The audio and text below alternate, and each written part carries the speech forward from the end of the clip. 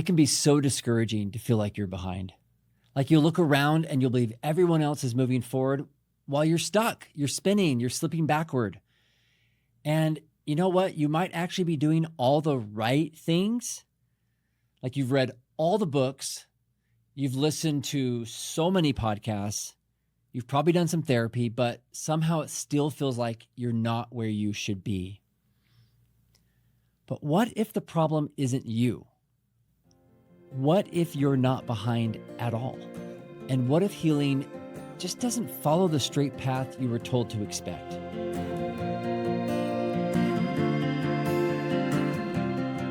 If your relationship has been shattered by betrayal and you feel stuck and lost, you're in the right place. This is From Crisis to Connection, a closer look at the process of how couples in crisis transform betrayal into healing, rejuvenating connection. Every episode, we dissect the healing journey so you can understand what actually works and what you can do to thrive again.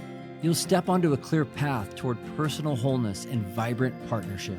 We are your hosts, Geoff and Jody Stewart.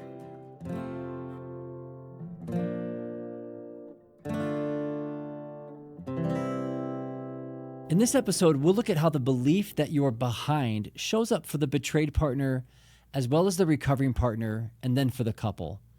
We'll also show you what's really going on beneath the surface so you can stop spinning and start trusting the healing process.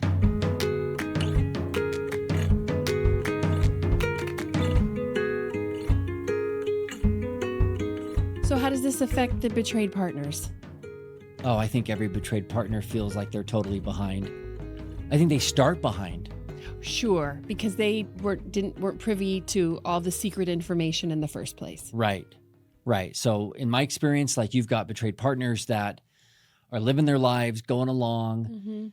Mm-hmm. Most of the time, a lot of the time, not sensing that anything's off. Now, of course, a lot of them feel like something's off, but oftentimes they'll blame themselves or they'll make excuses or sort of be like, well, life, kids, context, work. Sure. Right. Sure. Things like that. And so when that happens, it like when there's a discovery or a disclosure, it sets them so far back. So they already feel like they're behind, and certainly behind their partner who told them everything or they discovered, because that person's like, I want to move forward or whatever. And if they're motivated, they'll, and so then there's like this huge gap. So yeah, I think that's the first place it can start. Yeah. She loses her bearings the most because the bomb gets dropped on her. Absolutely. Yeah, I think that's the biggest place where, it's like when a bomb gets dropped, everything, it's like you're so disoriented that you feel chaotic and like everything, you're behind everywhere. Because you're so busy. I think, who was it? Jill Manning one time talked about it like, the apple cart gets tipped over and you're on your hands and knees trying to pick up, and you can't do other things. Like, so regular life feels like it's passing you by. Yeah. Yeah, that's a really great metaphor. And I want to add too that I think just for women in general, like comparison can be such a touchy issue. It's just maybe more of a vulnerability there for women. So more likely to look sideways and do comparing that way. Like, well, I'm seeing this happen here, or this seems to be working here, or looking like this over here, and what I have is not even close to that. Even amongst other people who might be in betrayal context. Yeah, totally. Right. I mean, there's the normal comparing of my life just blew up, but so-and-so in my neighborhood or my sister-in-law or some family member or whoever, you may not know a lot about their life, but you assume that they're just, everything's together. They're living their best life, or everything's going well for them, which, may or may not be true. But I think that comparison is really natural because you feel, as a betrayed partner, you feel so behind. Like, oh my gosh, like I'm a mess. But you're right. The whole comparison of other people in the betrayal process, when you even go to a that's group, probably even makes it even harder. Like, I can't even do this right, or we're I'm behind in recovery. Yeah. Not just behind because we're recovering and we're not like, right. Typical without this problem. Yeah. And it's funny, like when I ran groups, in-person groups for betrayed women for a lot of years, 15 years plus. And it was so common, even inside that little group of women who really start to care about each other and feel like supported by each other. Even then it's like, well, I'm not as far along as so-and-so because what I'm going through is so much harder. I have all these other things going on. And so there's this sense of not making progress. And yeah, that side-by-side comparison can be really, really challenging. Yeah. For sure. Yeah. I'm trying to think if there's other ways that betrayed partners might feel behind. I was talking with somebody recently who just had a really rough upbringing and never felt like they were like other people. They felt like that they really had never had healthy relationships or good experiences in relationships. So it was almost like this sense of like, I'm not like other people. Then the betrayal now becomes one more confirmation of that. Oh, sure. Yeah, easily. I think it touches on that nerve of, I already feel like I'm behind in these other ways, or because of these life hurdles that I've had to deal with or navigate already. Now there's something even more. Yeah.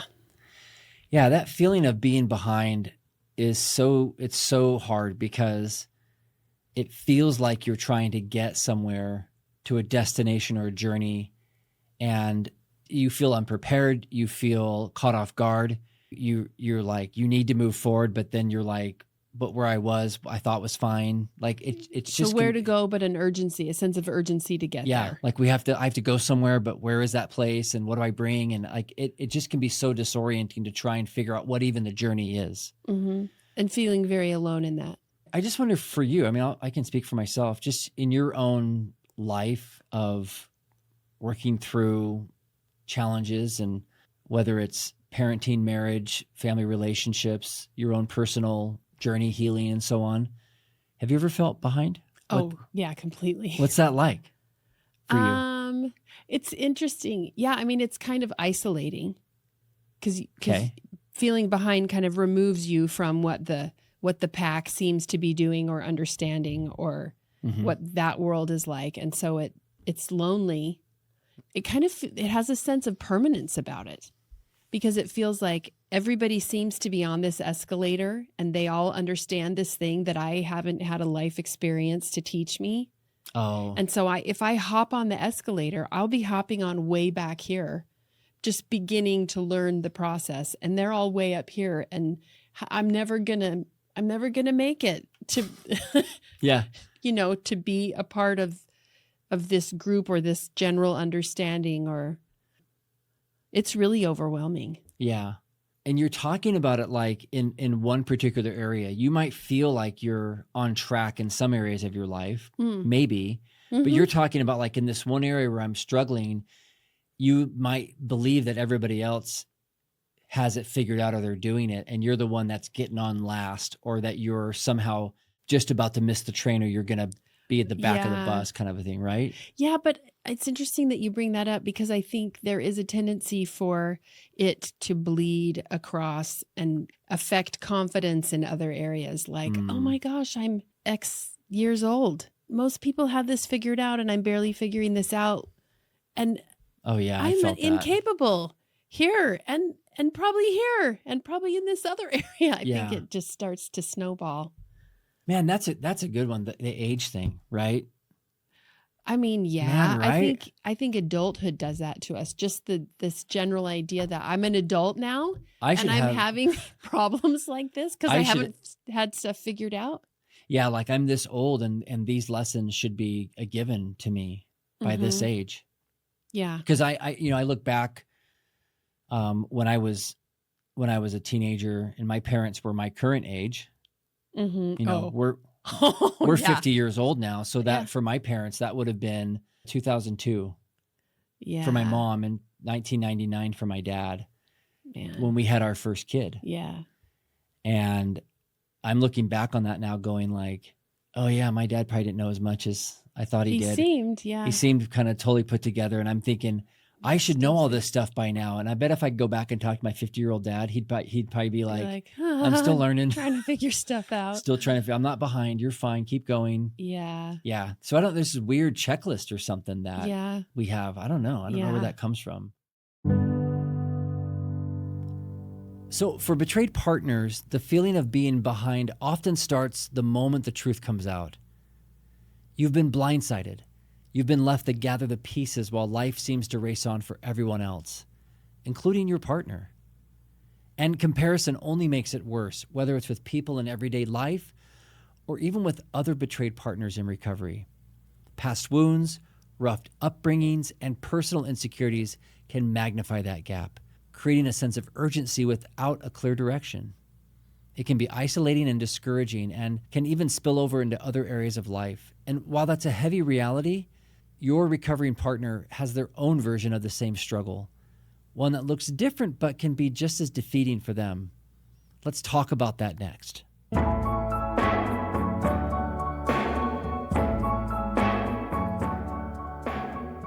Yeah, so a lot of this, definitely affects betrayed partners. Yeah.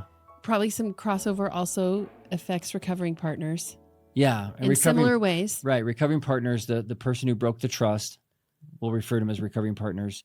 In terms of the breaking the trust, I definitely think that feeling of being behind, probably in my experience, probably comes from this thing of I'll never do enough. I'll never, like I'm always going to be in the one down or behind. I'll always be behind because I've made these terrible mistakes that have affected things so tragically. Right. So no matter what I do, I'm in the perpetual doghouse. Mm-hmm. Yeah. And that there are a lot of messages like that out there that kind of set up that dynamic between the couple. But we'll get to that in a minute. Yeah. Anything more specific for? Well, yeah. I just want to say a little bit more about that. It's funny because the keeping secrets part technically puts the person who's broken the trust, the recovering partner, in the one-up position because they have more information. So in a sense, they're in control of the other person's reality. Yeah. And so they, but as soon as that's revealed, because the trauma around that is so strong and the relational fracture is so big, it relegates the person who broke the trust, the recovering partner, now to the kind of a different position of they're now in the one down in the sense of they've got to work their way back up to rebuild trust. And that is, a lot of recovering partners feel so discouraged, and this is where they'll shut down or feel like they're never going to get there, or they're always going to be in the one down, or they're always going to be, like you said, the perpetual doghouse. And yes, that's of course of their own making, but the experience is still very real. I see what you're saying about that it's of their own making. But in order for the relationship to recover, that it cannot stay that way. That dynamic, it can't stay either way, of him in his power differential or her in hers. No, not long term. No, there's a normal sort of fracture reset that happens. Yes. Yeah. But you're right. Long term, that's not going to be a partnership if they want that together. So that feeling behind, and I think the same things that we talked about with betrayed partners apply here, the sense of being behind. So, you got guys that are trying to achieve a level of what we might call sobriety, overcoming addictive behaviors or patterns. They might stumble on some unexpected surprises, things like childhood trauma, things that surface, or blind spots that they recognize they keep tripping over, and they're stuck in these patterns. And so it can feel like almost like the more work that they do, the more lost they feel, the more it's like opened up this whole world that they didn't even know existed, that they were either numbed out to or blind to or avoiding or just didn't even know existed. And that can just leave a lot of folks that are trying to rebuild trust feeling so behind, so discouraged, and almost like they'll never work their way out of it. Yeah. Like, is there a finish line? Yeah. Well, and I want to speculate that they have felt that sense of behindness in fighting these impulsive, addictive type behaviors for a long time. And so way back, however far back that goes, that's a sense of just living behind. Like, I can't get a handle on this. I can't stop doing this thing that I want to stop doing because I love the people that I love. So that's probably very deep Mm-hmm. on a personal level. Yeah, I agree. And there's one thing I'll say, in my experience, the feeling of being behind for someone who's broken the trust usually is a feeling from somebody who's trying to get it right. Oh, yes. There, there are people who cross these lines and hurt loved ones and are in addictive patterns or things like that, who really are not making any efforts to try and do anything different. Okay. Now, there could be a big debate about they might have trauma and be stuck and those kinds of things, but that's beyond the scope of what we want to talk about today. But I just want to say that in my experience, the people that are agonizing over feeling behind or that they're not getting there, in my experience, are earnestly trying to get somewhere. Mm-hmm. And that's different from the folks that are just blaming, making excuses and like not caring or just not even showing up. Yeah. And that can be part of what we talk about as far as what to do about it. But I think there's a longing to get somewhere, and that's really healthy. I think that's important. That's fuel. For recovering partners, the sense of being behind often comes from the belief that you'll never be able to do enough to make things right. After you've been holding that one-up position through secrecy, the truth now pushes you into what can feel like a one-down position, as you now are working to rebuild trust and build back up. So as you face triggers, blind spots, patterns you didn't even know existed, it can feel like the harder you work, the more there is to uncover. And a lot of recovering partners have carried this quote unquote behind feeling for years, struggling to overcome behaviors that have long been a source of shame. The ones who feel it the most deeply are often recovering partners who sincerely are trying to get it right. And while both partners feel behind, for their own different reasons, that dynamic can spill over into the relationship as a whole. So let's look at how that plays out for couples.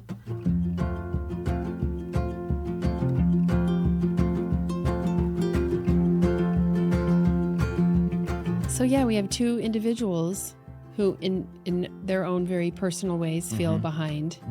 But then in their marriage, they've suddenly been bottomed out. There's this term that I heard Mark Laser say. He one time talked about it like couple shame, that together they have this feeling that they're now behind, that like we've been married for so many years, 10, 20, 30 years, and now none of that matters. And now we're starting, where are we? Yeah. Does any of that even count? So that can be this feeling that we're behind. Yeah, like we should have like that doesn't fit with the dream. No. After anybody's been married X amount of years, that you would have just made relational progress and have stability and all the good aspects, that you're learning and growing. And I think time has a way of doing that. I felt that before when we've been stuck together and trying to figure out patterns with us or parenting things or just personal struggles and challenges that, I run into. And I think, I'm this old, or we've been married this long, or I'm a therapist and I should know this. And it can feel really shameful, like that somehow there's a special group of people out there who just have this straight line of growth. Right. And that their couple relationship starts off this way and they just work their way up to, forever marital bliss. And they're just looking back on their life with no regrets and everything just worked out the way they thought it would. Right. I don't know. I know those people don't exist. That's what you know about. And if they do, they're imaginary. Right. But I definitely feel that sometimes. That can feel like that sense of being behind, like, man, we're not getting it. I'm not getting it. Or I'm not going to get husband of the year again.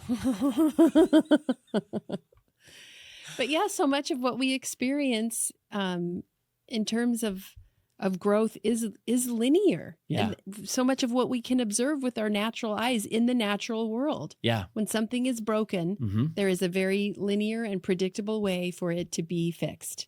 Yeah. Medical model. That can set us up for a lot of failure. And man, you see it all the time. You see this all the time in advertising. The 3-step solution, just do these things and like boom, boom, boom, and it'll just work out. And sometimes that happens, but it's often not that way. Yeah, most of the time, how would you describe it? It's not linear. It's not even circular. I'd say layered. Oh, nice. Yeah. And often indirect. Layered and indirect. So you need to say more about that. Okay. Those are interesting. Yeah. So layered for me means that really if you're sincere and you're trying to heal, no effort's wasted. And there's a layer there. And you just keep stacking. You just keep learning. And everything, whether it's a mistake or whether it's what appears to be a victory or a lesson or an insight, faceplant, that's another layer. And you just keep stacking them. Mm. And the indirect part is really about the idea that I think healing surprises us. It'll come in ways and means and places and through experiences that we didn't predict or understand or think. Mm-hmm. When I was in graduate school, I read this book called The Heart and Soul of Change by a bunch of psychologists who put together this body of research, kind of they call it like a meta-analysis of a bunch of studies of what actually helps people change. And what's crazy is that the relationship with the therapist was a big one. And I thought that was really interesting. But what they found is that they call them extra therapeutic change, which is basically fancy way of saying all the things that we can't measure outside of the therapy room, outside of our awareness even. So outside of intending to change something. Yes. Right. So like if you're trying to directly change something, like I'm going to work on my patience and I'm going to work on it. And there's some extra therapeutic, there's some indirect thing that's happening in your life that you don't even realize is helping you become more patient. And it's not even, but all of a sudden you're like more patient. So what, do you just have to trust the process? Right. But I think setting your intention, putting yourself in a healing process, and I think there's a God thing here too. I can't leave God out of it. I believe that there's a lot of forces working on us in lots of different ways. So maybe what you can just talk about with all these different groups, we kind of talked about betrayed partners, recovering partners, and couples, about really what is actually going on here. If the belief is that you're behind, we're behind as a couple, Mm-hmm. we're not like we're doing it wrong. I think that there's way more going on than people realize in this process. I think it's way more productive and people aren't spinning their wheels as much as they might fear in all these different areas. Are you saying then that healing will be more effective, more efficient with a letting go of getting all the steps right? Yeah. Even though like in our Courageous Together program, I worked with an illustrator and we drew a map walking people through specific stages and steps. Like I think it's important to have a guide or have ideas or have pillars or a sequence and an order. I think that stuff matters. We have to visualize. Even a general idea of where we're headed. Right. We have to sort of have an idea of what the terrain looks like. But even in that process, I built in a bunch of slides. I built in a bunch of kind of trapdoors because that's how it works. It's like you think you're moving backward, but you're just actually on another level. You just learned something new, that a failure can be a breakthrough. Right. Like that's the frustrating part of healing, is that it's not cure. Right. Cure is, and this was from Elaine Marshall, Dean of Nursing at BYU, and she said, cure is quick, clean, and often done under anesthesia. Man. Yeah. And healing is ongoing effort despite all the challenges. Yeah. So if you feel like, I just feel like in my own life and just the people I work with, so many people are like, am I healing? Is it working? Are they working? Is it happening? What are they even working on? Yeah. If they're engaged in an effort. And I think, good help matters, good answers. You can definitely waste your time and spin your wheels getting bad advice, but the desire to keep trying and learning, all of that is layered, and you just keep going. Mm-hmm. Yeah. I love that. Has that matched your own experience? How does that resonate with you? If healing's not linear and you're not really behind, probably. Yeah. How does that line up with what you've experienced? Yeah, I love those descriptors. I love the layered aspect. But yeah, absolutely. it does require an element of, I was joking before, but yeah, trust in the process. This is my intention. My intention is real, and I'm going to continue to give effort, but we just kind of got to let the chips fall where they may. That sounds right. Whatever, let it fall, deal with it, keep moving, keep putting another foot in front of the other. And contrary to my natural way of being, because I want to know that I do this thing and it leads directly to this thing, which gives me a sense of personal empowerment. Right. And if I can, like, you've, I think you've helped your physical therapist fund his children's college education for the next 50 years. Yeah. With some of your physical health challenges around muscle tightness and some other things like that. But I know you and I talk about this a lot. Like your healing has been very layered and indirect and frustrating. Oh, frustrating, not because I'm not incrementally getting better. Frustrating because I'm not getting the straight line from A to B like I thought I was entitled to. Yeah. Do you feel like in that process, you would say you're healing? Oh, yeah. Yes. It is much more incremental and indirect and layered than I have wanted. But yes, I am absolutely healing. So yeah, I think there's parallels to the physical world with this. Yeah. So it's not to say that if you're listening to this, if what you're doing, you're like, I really don't think I'm getting better, then that's okay. That could be a layer, that awareness, that self-confrontation, or changing something up or calling something out. And that can actually be good. That means you're trusting yourself now, which is more healing. I just think that it's all material. It's all part of the process. For her, for him, and for the couple. Yeah. So you're not behind. You are healing in only the way that's ever worked, by showing up even when it's messy. We've created a free resource that breaks down exactly what those first courageous steps look like for both the betrayed partner and the recovering partner, and for the couple. It's clear, simple, and gives you something you can actually do today to start rebuilding connection. You can download it for free using the link in the show notes, and we'll send it to you right away.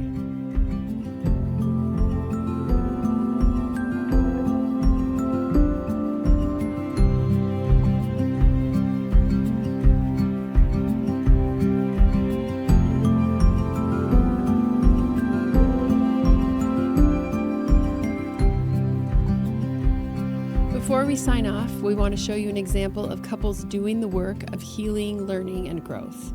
It doesn't matter where you are in your journey as a couple, because the work never stops. It just changes.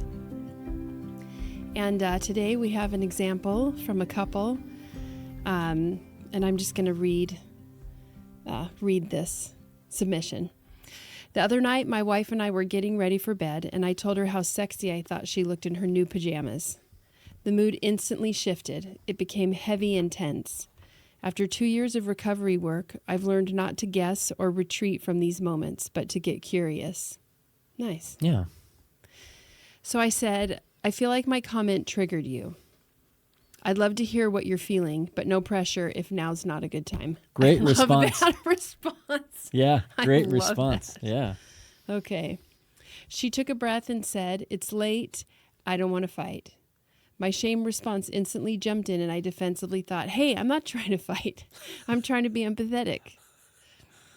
But I've learned to treat that inner shame voice like a teenager. Acknowledge its existence, but don't follow its advice. Oh, that's precious. Okay. So my higher self replied, that makes sense. I'm here if you want to talk, and I totally respect it if you'd rather not. We sat in silence. I felt like my wife was testing the waters to see if I would genuinely just sit with her in her pain. After a while, she felt safe enough to share that my pajama comment reminded her of earlier years when she wore sexy outfits to bed and I barely noticed. Oh. A painful memory, even more so through the lens of betrayal. My shame voice argued, but doesn't acknowledging it now show I'm getting better? I love That this teenager. honesty. Yeah. Fortunately, I ignored that voice and told her she was absolutely right, that it must have been so lonely and hurtful to feel disregarded all those years by the person who should have appreciated her the most. She simply said, yeah. Silence again. I'm learning not to fear it because sometimes silence heals more than words. A few minutes later, she turned to me and said softly, hey, I like you. Sometimes the phrase I like you hits me harder than I love you. Love you can feel obligatory. I like you feels more deliberate and earned. These interactions with my wife give me hope that we're on the real road to healing and recovery, and we're building something meaningful that is way stronger than anything we had before. Wow. Yeah. So many great Yeah. bits in that. I really appreciate it. Yeah. I love his like internal voice that he was able to sort of And narrate kinda, what was happening in his own yeah. head. Right. Yeah. A lot of relatable parts. So hopeful. Yeah. Anyway, just one last encouragement to keep doing the work.